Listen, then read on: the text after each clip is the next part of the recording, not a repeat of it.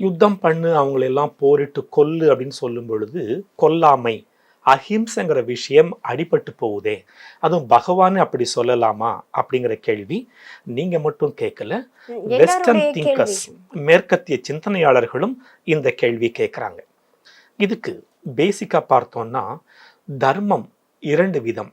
ஒன்று சாதாரண தர்மம், இன்னொன்று விசேஷ தர்மம்.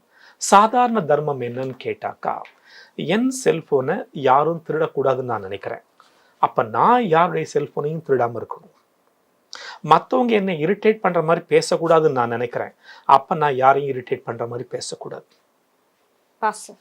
இது சாதாரண தர்மம். இந்த உலகம் முழுக்க வாழக்கூடிய 900 கோடி மக்களுக்கும் இருக்கக்கூடிய ஒரு விஷயம் இந்த சாதாரண தர்மம்.